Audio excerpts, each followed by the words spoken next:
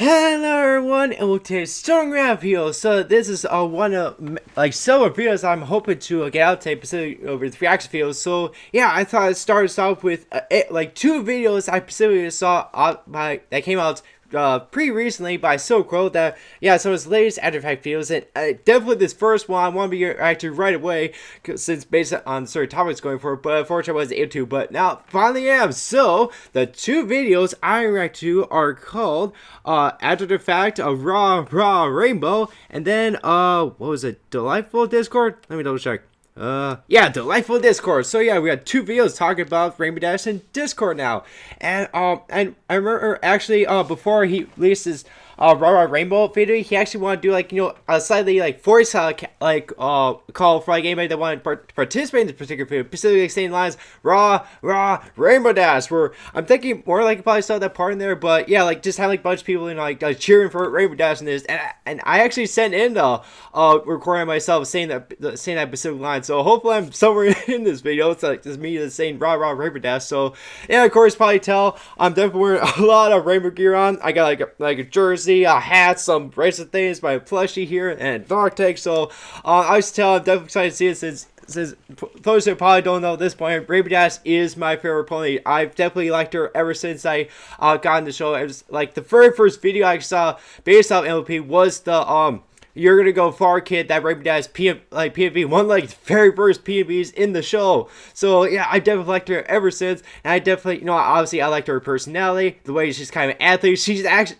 She's actually one of the, this guy, it may be weird to guys, but she's actually one of the reasons why I got into running, where I think it was after I saw one of, one sec, yeah, it's just that. But anyway, so it was after, I watched one of, Jack's Blades videos, or one of his, exercise, or his workout, type videos, where he's basically, different strategies to help you get fast, run as fast as Rainbow Dash or Sonic. So, and of course, I think basic thing is just to run. Do, your 30-minute run or one of that. So, I basically, eventually build myself up to eventually running much further than before. Since in middle of high school, the only farthest distance I ever ran was about 2.5 miles. But now last May I actually ran the half marathon, which is 13.1 miles, and I actually do plan to run this year's half marathon this year again. So I'm starting to train for that. So I think I definitely had thanks for Rainbow Dash to actually give me actually out there running it, be a lot more healthier than I probably was.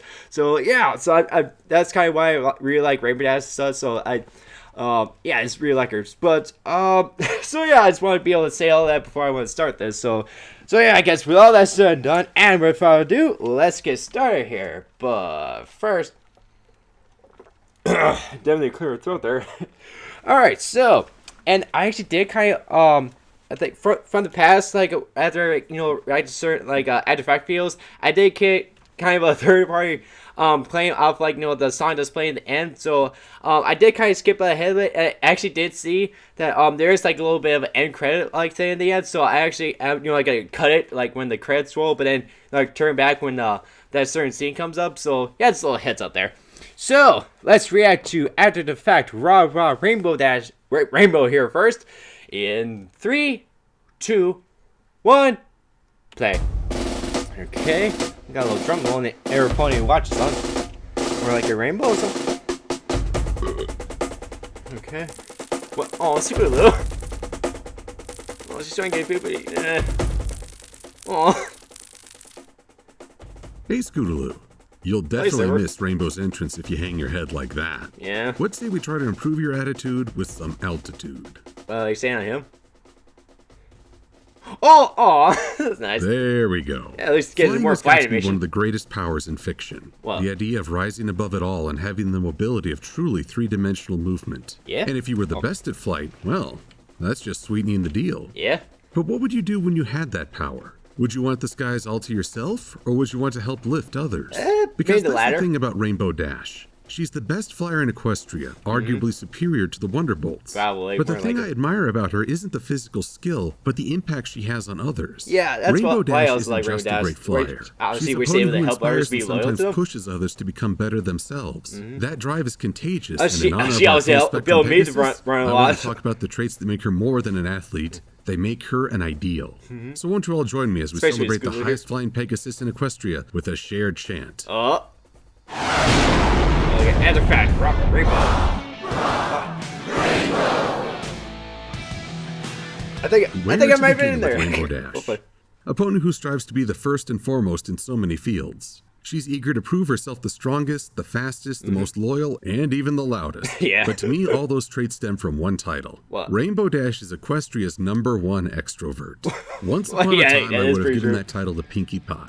But more recent episodes have changed my mind. Yeah. While Pinkie will find activities to entertain herself even when alone, Rainbow tends to lose part of herself in that isolation. In fact, denying Rainbow an audience saps her energy and even her confidence. Especially in Rainbow Dash thrives on the energy from a shared event. Even if it's just one pony watching, she will go all out to make an impression and often form a bond over that spectacle. That drive is seen so many times in her actions. From defending the meek and the awkward from bullies, to performing for an entire crowd, Rainbow Dash is never more herself than when she's involving others. Because of that, she excels at igniting other ponies' enthusiasm. Oh yeah, that's where my enjoyment for her really comes in. No matter the situation, social gatherings, or even dangerous missions, Rainbow knows just what to say to muster the group's courage and direct that energy towards success. I wouldn't want Rainbow planning an event because the lack of direct activity wouldn't hold her interest. Yeah. But when the time comes to put a plan into action, there's no pony I'd rather have on the team. I think she does rather like help an event instead of like, being like Rainbow the knows director how to or get something. things done.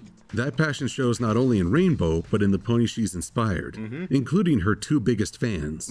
Now, clearly, I put Scootaloo as Rainbow's biggest fan. I like how Scootaloo here to see how their relationship has changed over time. Early on, Rainbow Dash seemed to enjoy Scootaloo's adoration, but that was as far as it went. 2¼ seasons of Rainbow basking in the praise. Then came Sleepless in Ponyville, and one little phrase. Nice moves, kid.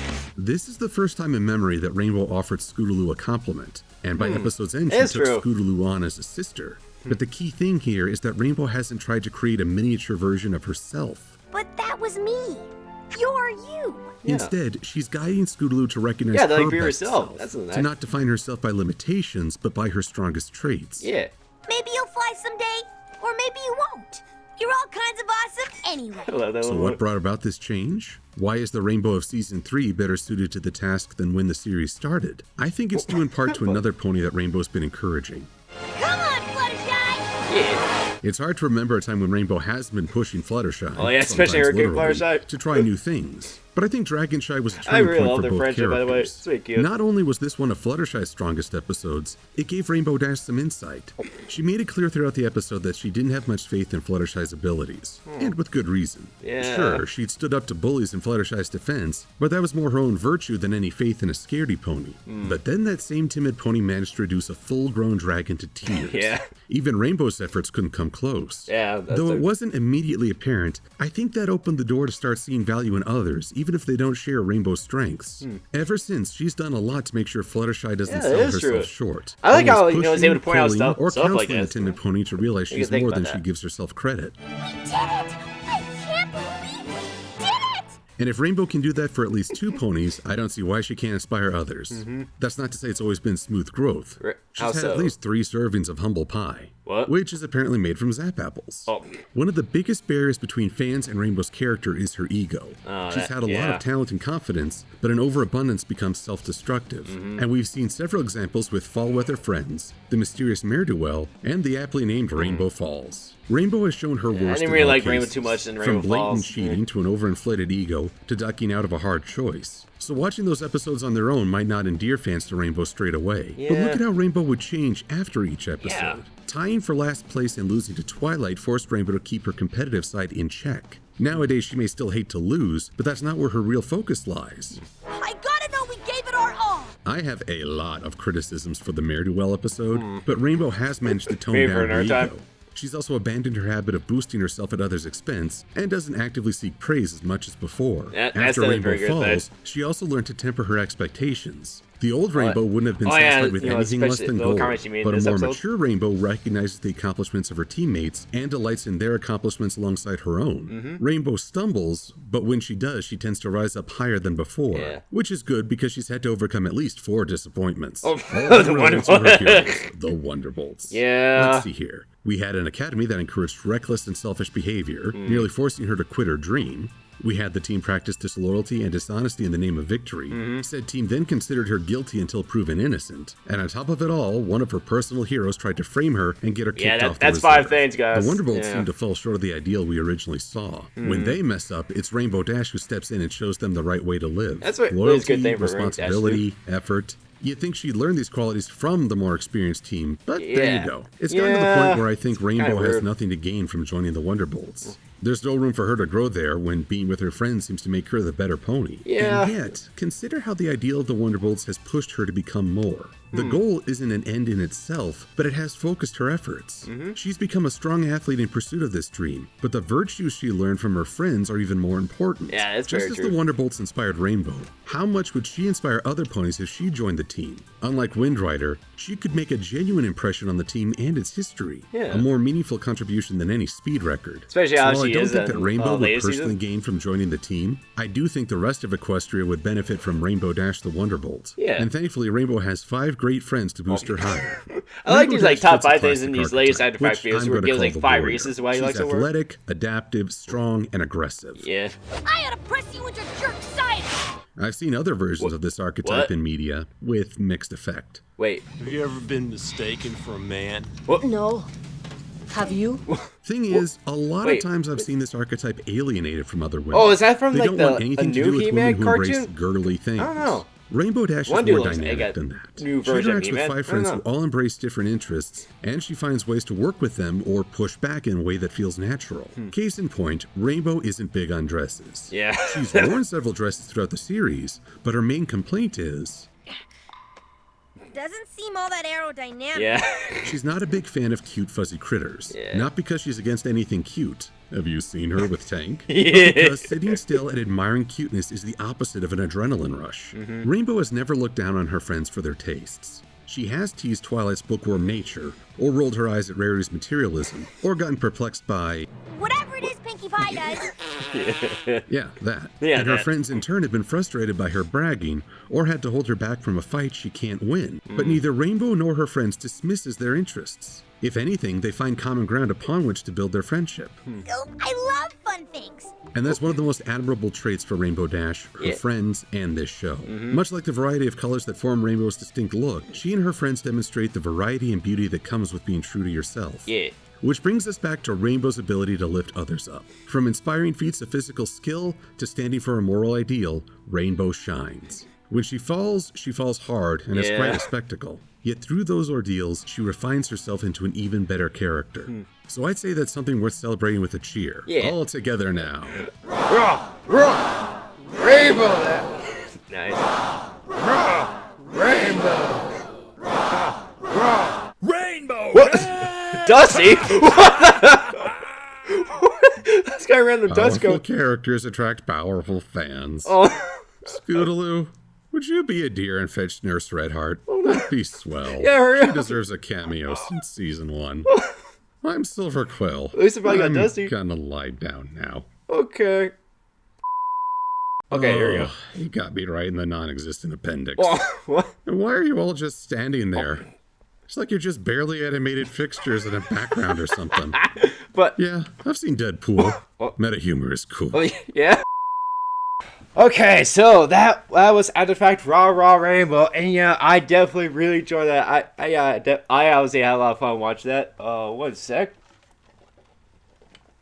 So yeah, I definitely noticed in a lot of his new Artifact videos when they specifically talk about a character, he still do like 5 main points, and yeah, I really liked a lot of the ones he kind of feature where, yeah, definitely talk about like how Rainbow Dash is able to rally people with her physical traits, her charisma and stuff, or is how he's able to explain that. And yeah, I was able to rally everyone, help them, push themselves further than they were able to before, specifically with Scootaloo and Fluttershy, her 2 main fans. So, and yeah, I definitely noticed she's definitely growing, especially with these 2 characters, definitely compared to seasons 1 to 3.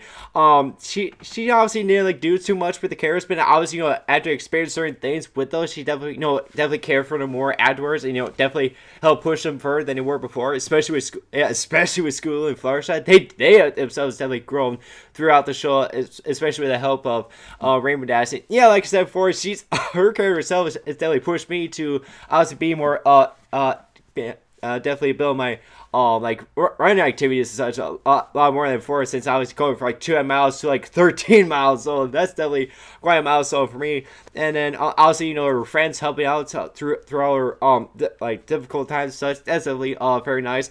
And yeah, I definitely just really liked a lot of the points that Silver had to say here about Rainbow Dash. And yeah, she herself is definitely growing quite a bit since season 1. Definitely, you know, like obviously not able to push herself too far, but also, you know, like when she can't, things are like that like kind of hard to accomplish and such, especially, you know, like question games where she was okay, where they might obviously not like be like in first place one, but it'd still be nice, you know, try to go for that goal. And obviously they still like once Silver there, like in the course of games, but you know, she was like pissed off, right? She was okay, especially, you know, she'll be able to be with her friends and such. So I definitely really liked about her character, especially at this point in the show. So yeah, she's still my favorite. Probably will be for quite some time. Obviously, I still like the art boys, but for me personally, Rainbow Dash is my biggest favorite of the main 6.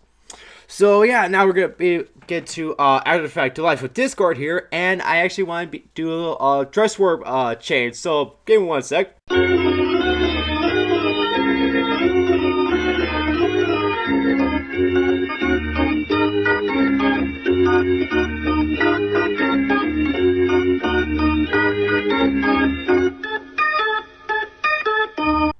Okay, so now I'm back. So obviously now I changed my clothes a bit from my Rainbow Dash stuff to some of my Discord things. Specifically my t-shirt, this little dog tag, and my Discord with the blue flu figurine. So yeah, now it's set for this particular video. So yeah, do a little dress work there change. So yeah, so let's just get into it here. So reposition myself.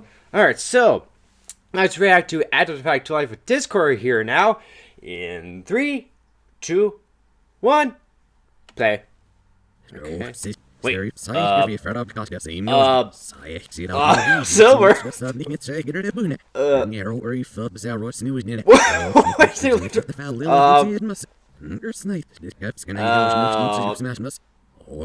is one hell of an intro. What's that? Yes, now to worry if it's a very issue. What the fuck's going on? Makes sense. What fun is there in making? Yeah, that didn't make any sense. Life with this, that's cool. Thumbnail. I actually like Claire's step in the background there. Okay, What? let's get the most obvious out of the way. I still love that we are statue. all thrilled that Discord is voiced by John Delancey. He is the one true voice actor whose talent shines. When Delancey did the role, it was just a job. Yeah. He flat out forgot he was part of the Yeah, I show. remember you said in the Bros documentary. I actually have in my DVD set right here. And apparently Bros are even more overbearing than Trekkies. I choose to take that as a compliment. But oh my gosh, did he nail the role. Yeah, he From did. the moment he first chuckled, Discord oozed personality and charisma. The staff had modeled him after the very playful omnipotence of Q from Star Trek. John Delancey That's also is not explained in a the career Bros voice documentary. actor. The fact is, MLP could have been just another entry on his IMDb page and nothing more. Yeah. But he took an interest, even became a proponent of the show and the fandom. That was very cool. Odds are the Brony fandom wouldn't have grown as big without his interest, for which I'm grateful. But on the topic of Discord, Especially where John he is Delancey much actually more helped make that two-faced, Brony documentary. as he That's pretty should cool. be. Discord is in fine company. Loki from Norse mythology, Puck from A Midsummer Night's Dream, or Coyote from the Navajo and various other tribes. These Not too are familiar with tricksters. those last two They might guys. be your friends, but never assume that they're your allies. These are characters who can accomplish seemingly impossible goals through wit, stealth, and above all Oh, what's else, that other guy you know from deception. Gargoyle show? Loki Because has made same fools like of his name gods. style in the. Puck played all sides. Okay, while that definitely risking looks like nothing. Gargoyle Coyote style, brought the but I tribes don't the gift of remember too much fire, of that but later character. ticked off the wrong figure, which resulted in the flooding of the whole world. Oh. Whoops. Yeah, You're yeah. never sure where you stand with tricks just because they answer only to their own impulses. Sometimes it's genuine altruism, other times they just enjoy watching you squirm. Discord has run a pretty far range, though he's not quite at altruism yet. Most of his early appearances were that of a being too powerful to care about how his actions impacted others. It was all for his own fun, and he seemed to delight in turning the pony's own virtues against them. Yeah. Except for Fluttershy. Since said timid pony has opened the door to reformation, he's experienced betrayal, exclusion, and even jealousy. Yeah, Fluttershy makes a much better sales pitch than I. Because that's what friends do. But the thing is that as Discord experiences these negatives, his worldview expands. Yeah. He sees and understands others for the first time, especially which makes him a much more diverse individual and therefore a lot more fun to watch. Many a fan has asked how Equestria could come under any threat as long as Discord is on their side. I think it's important to note that while he frequents the place and has friends there, he is not on their side. Many of the positives he brings are unintentional, especially in the case of... He's kind of, you know, like on the neutral side. Yeah, sparkle, sparkle, sparkle. Yeah, sparkle, sparkle, sparkle, sparkle. Fuck yeah, sparkle, this sparkle. is the closest we'll ever get to a crossover. Aw. Fluttershy I love this key marker's bubbles. But Twilight is his greatest challenge. She's the element of magic, the linchpin of the main six. She's the one he seems most invested in challenging. Yeah. And while I celebrate the character that is Twilight especially, you know, Three's a Crowd and the one episode 5. Not much development, what about this? Challenges, Something or that I growth, forget title. except when Discord gets involved. Many of the episodes that genuinely focus on Twilight's princess status include Discord there, making the situation worse. He taunts her, undermines her efforts, and even throws her title back in her face. He's the one character in the show who can do that, and good grief, she needs it. I'll get into this with future reviews, but Twilight is letting the princess title define her in all the wrong ways. She's assuming that it's supposed to make her something instead of looking to her own qualities. So here comes Discord to help burn her life down. Yeah, you guys kind of nice that Discord do that, but Expectations you know, and his leave her own with nothing but the unique core way. of her beliefs. That's what tricksters do. They tear down your world until you realize what's really important. Because of Discord, Twilight's learned to fight for her friendships, let go of some perfectionism, found her mission in life, and accepted that she can be jealous. She's also learned that Celestia finds life and death events to be a hoot. But let's not dwell on that. Before it sounds like I'm fitting Discord for a halo, I don't think he intended any of this. He was just doing his own thing, trying to mess with her, or just pursuing his own agenda and she happened to be in the way. I do wonder if these two will ever bond over the study of magic. I'm kind of hoping think so. of one other pony who would have the chutzpah to investigate chaos-based magic. What? To learn about you is frankly provocative. Oh, shit. Chaos. Oh, what? Now you're voiced by Patrick Stewart? Now, who am I kidding? That would be awesome. Yeah, it would It's funny be. to see how Discord tries to undermine Twilight while she learns to find a workaround rather than Please, overcome I want to see Discord. Stars on the In show, end, I think they please. both benefit from one another. I do wish Discord could do the same for the other four. Best friend to Fluttershy, best rival to Twilight. But what is he to the other ponies? Mostly an adversary. In almost every episode, they treat him as an enemy, never really trying to bridge the gap. Why should they? He routinely betrays them in those same episodes. Flood their homes, make them sick, or nearly drown them in slime. Yeah, Discord's I not guess I exactly would reaching also across have the trust aisle issue here, with them if which that is happened to me why, with for all the Discord. criticisms, there is a value in what about Discord? Oh, Even if oh, you that's don't it. What about understand all Discord? the Yeah. reasons behind it, suddenly Discord and the other ponies are getting along. Yeah. And still, Discord betrays them in the end. But it's resolved in the usual hasty manner for the Yay. show, so no lasting damage. Yeah.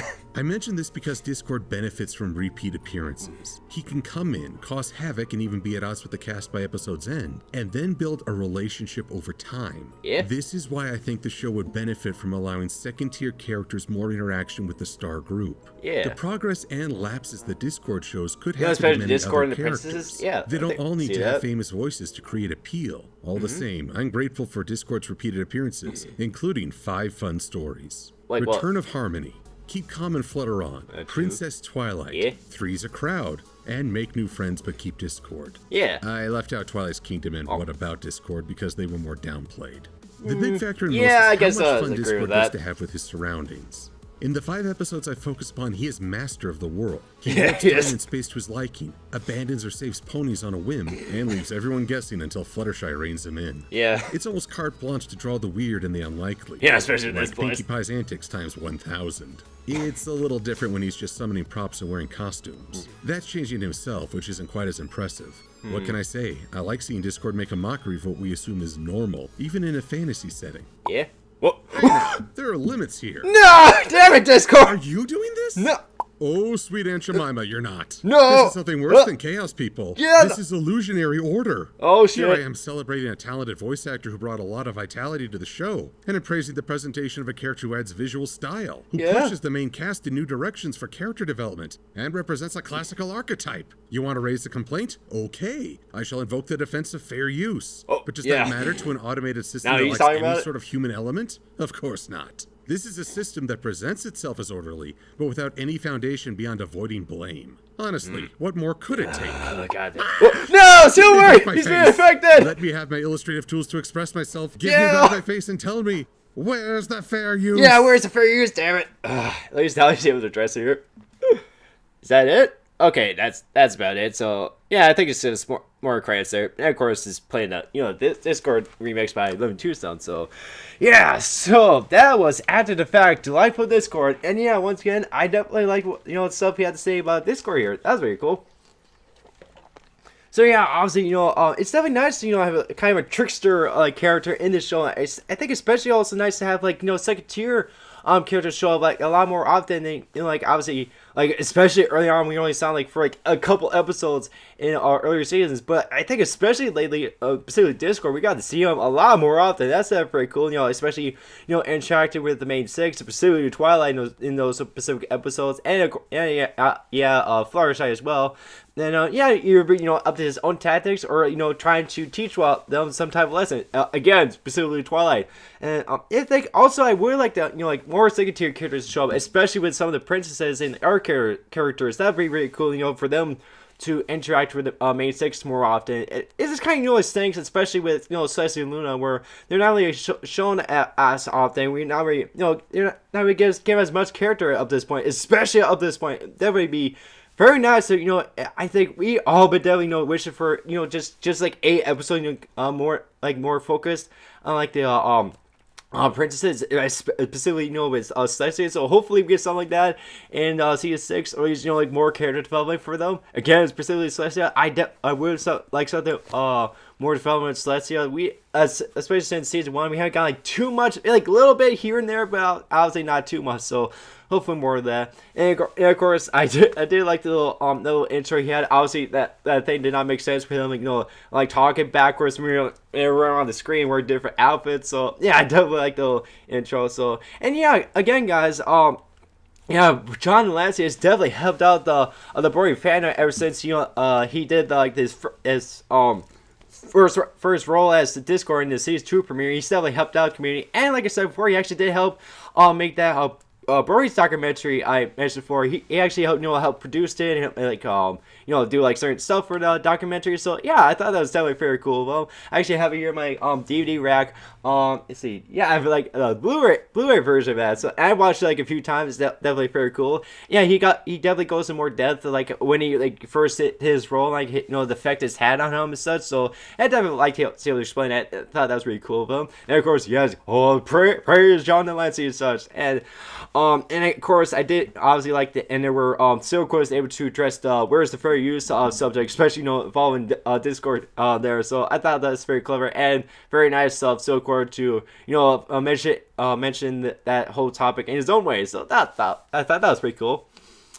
So yeah, overall, that's reactions to his After the Fact videos of Rob Rainbow and Delightful Discord. I definitely liked what he had to say for each of the 2 characters and all those points he said, and definitely a lot of references and other things he mentioned throughout the video. So yeah, guys, if you checked out any of these videos on your own, I definitely recommend that. And yeah, also I recommend check out some of your After the Fact videos or overall any of his other videos that Silvercoast made. They're definitely just as fun and interesting topics he discusses throughout those. So yeah, hopefully you guys check them out.